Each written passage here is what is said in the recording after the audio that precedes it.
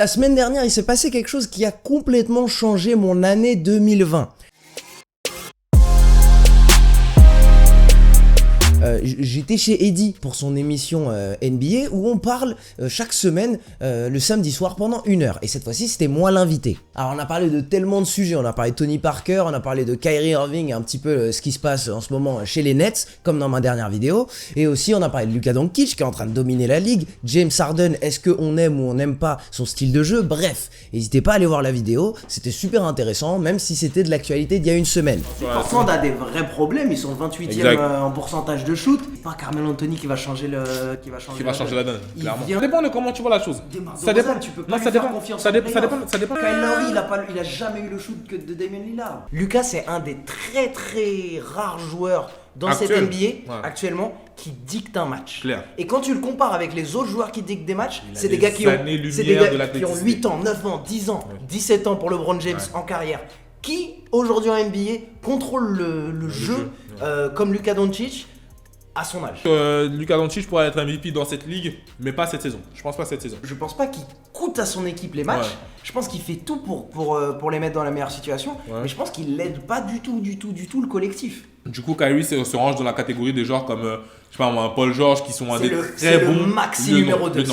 Si tu peux l'avoir en numéro 2, tu signes tous les jours. Et c'est ce qu'ils ont fait les Nets quand ils vont avoir KD qui va revenir. Ils veulent faire un tournoi au milieu de la saison. Ouais. En mode March Madness, tu vois. Ouais, j'avais vu. Genre un tournoi en un match éliminatoire. Je sais pas ce que ça apporterait, je sais pas pourquoi. Il y a quelque chose à gagner. C'est en train de mettre un tournoi pour faire un paquet d'oseille en plein milieu de la saison. T'imagines les Ranting TV. Live, en gros, on s'est posé, on a enregistré un podcast que vous allez voir très très bientôt sur la chaîne. On a parlé de beaucoup de choses intéressantes et on a éteint les caméras.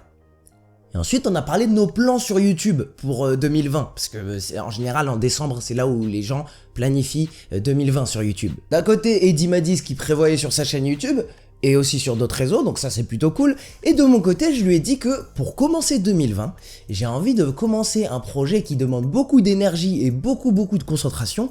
C'est de faire une vidéo par jour pendant tout le mois de janvier. Et à la fin du mois de février, je sors un quand je lui ai parlé de une vidéo par jour, Eddy m'a dit tout simplement: mec, pourquoi tu fais pas ça maintenant? Je vous mets une image d'Eddy pour que vous imaginiez que ce soit lui qui le dit. Samy, pourquoi tu fais pas ça en décembre? Qu'est-ce qui te retient de faire ça maintenant? Et à ce moment-là, ça change tous mes plans de 2020. J'avais prévu de commencer l'année comme ça, j'étais en train de planifier mon année. Il change tout! Mais, dans ce cas-là, Eddy, il a dit quelque chose qui coordonne parfaitement avec toutes mes valeurs.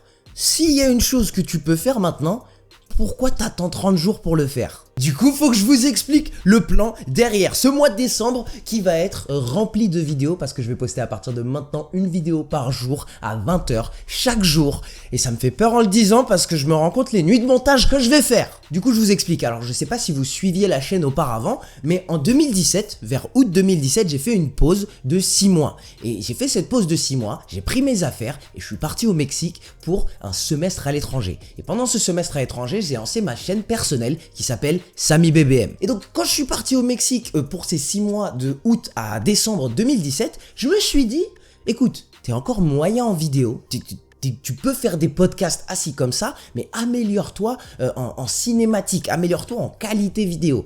Donc j'ai fait une vidéo par jour pendant 6 mois. J'ai lancé mon vlog sur ma chaîne Samy BBM, ça m'a permis de rencontrer des gens, sortir un petit peu de ma zone de confort, faire quelque chose qui est pas facile pour moi, parce que si je vous parle dans ma chambre, dans mon salon, comme ça avec autant d'aisance, c'est pas pareil quand t'es au milieu de plein de gens, dans n'importe où dans le monde. Mais du coup, depuis toujours, je me suis dit, j'ai envie de faire cette chose sur la Frenchy Sports News, sortir du contenu à haute fréquence sur la Frenchy Sports News. Et j'attendais toujours le bon moment. Tu vois, toi t'as un truc dans ta vie, t'es en train de te dire, j'attends le bon moment pour le faire. Mais ce bon moment, il arrive jamais. C'est ça le problème sur les 6 derniers mois. Alors soit je bossais, soit j'étais en stage, soit j'avais mon mémoire de fin d'études que je viens de finir. Il n'y a jamais un bon moment. Je me suis dit, janvier c'est cool. Peut-être il n'y aura rien.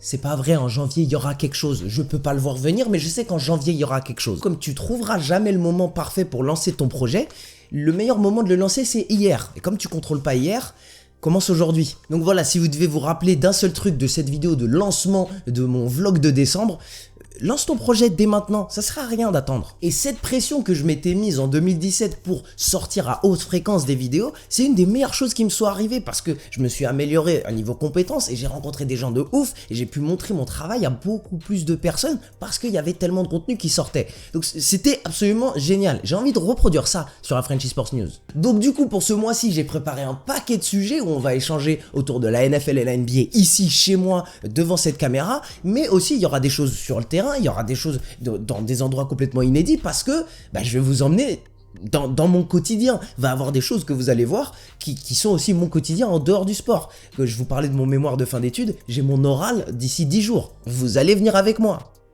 Et je serai peut-être diplômé. Enfin, parce qu'il y en a marre. Donc il y a plein de choses qui sont préparées autour du sport, autour un petit peu de ma vie perso. Et ensuite, il y aura peut-être aussi des vidéos où j'ai beaucoup moins d'inspi. Où il y aura des vidéos un peu moins intéressantes. Et c'est ça le jeu. Je m'en suis rendu compte en l'ayant vécu auparavant avec ma chaîne secondaire. C'est ça le jeu. C'est pas que 30 vidéos soient absolument dingues sur les 30 prochains jours, mais c'est que 30 vidéos sortent sur les 30 prochains jours, c'est que 30 productions sortent, c'est que malgré les obstacles, qu'il pleuve, qu'il neige, que j'ai internet ou pas, c'est que tous les jours à 20h, il y a une vidéo qui sorte. Et ça me dérange pas si le jour 23, si le jour 17, si le jour 15 est pas génial. Parce que je veux qu'à la fin de ce mois-ci, il y ait au moins 30 vidéos qui sortent.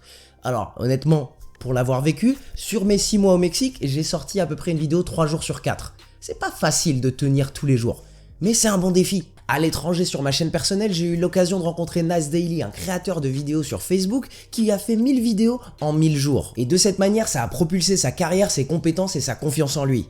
En soi, en lui, en soi, je sais plus. Je suis un peu moins dans le monde de la musique francophone, mais Riles a fait ça en sortant une musique par semaine pendant 52 semaines. Et vous avez pu suivre un petit peu cette progression de l'artiste pendant toute l'année. Dans mon domaine du sport et du journalisme sportif, Stephen A. Smith, avant même d'avoir fini l'université, avait sorti plus de 2000 articles sportifs. C'est cette quantité, c'est cette production sous pression de contenu qui fait qu'une personne s'améliore à une grande vitesse. Parce que tu te retrouves à réitérer l'action la plus importante, parce que si on regarde ma chaîne YouTube, c'est quoi le plus important? C'est que la vidéo sorte. Tu te mets à répéter l'action la plus importante à une beaucoup plus grande fréquence que n'importe quelle autre personne dans ton domaine. En sortant une musique, une vidéo, un article beaucoup plus souvent que tes compétiteurs, tu t'améliores plus vite que les autres. Bon, bien sûr, quand je compare mon défi à ces 3 autres personnes, je me dis que mon défi est beaucoup moins long en temps. Là, je fais un test sur 30 jours. Mais ce test pourrait être réitéré par la suite sur tout le reste de 2020. Mon but derrière ce défi, c'est de pousser mes limites. Je m'améliore en montage vidéo niveau rapidité. Maintenant, j'ai envie de savoir à quelle limite je peux pousser ma rapidité pour chercher de l'info, me faire un avis, condenser ça en une vidéo, publier, poster, mettre tout ça en place. Parce que ce que vous voyez pas, c'est qu'il y a la lumière, il y a la mise en place derrière et je suis pas très bon en mise en place. Le tournage, le montage, la communication, à quel point je peux rendre ce processus plus rapide. Parce que éventuellement, l'idée c'est pas de sortir une vidéo par jour pendant le reste de ma carrière sur YouTube. Mais si je peux être beaucoup plus rapide sur la production d'une vidéo, là ça change le jeu, ça change les choses. Et le fait de le faire en décembre et pas en janvier, c'est très très important pour moi depuis que Eddie m'a forcé et m'a poussé à le faire. Parce qu'il y a beaucoup de gens, comme toi et moi, qui ont des résolutions pour 2020 qui sont déjà prêtes dans nos têtes. On a déjà des résolutions prêtes dans nos têtes. Mais qu'est-ce qui te retient de faire une chose déjà sur ce mois de décembre? Si tu regardes cette vidéo le 1er décembre, je suis en train de la tourner le 1er décembre, il y a déjà des choses que tu aimerais améliorer dans ta vie où tu t'es dit, allez en 2020 je fais ça.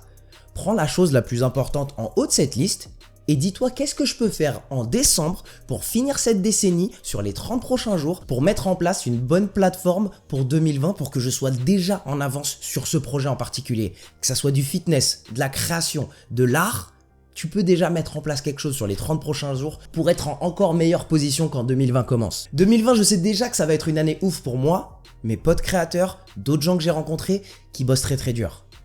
Mais pourquoi les 30 derniers jours de 2019 ne pourraient pas déjà l'être? Je suis sûr que tu as quelque chose en tête. On a 30 jours pour finir très très fort cette décennie.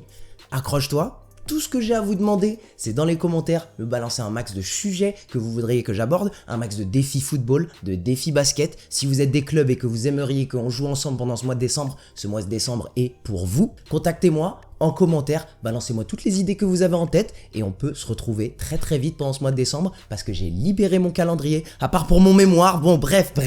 Et pour les 30 derniers jours de cette année, on va partager notre passion pour la NFL, la NBA. Et pour moi, bah, je vais aller préparer la vidéo du 2 décembre parce qu'on se retrouve dès demain à 20 h pour plus de NFL, plus de NBA. Et ce sera tout pour moi. Allez, ciao!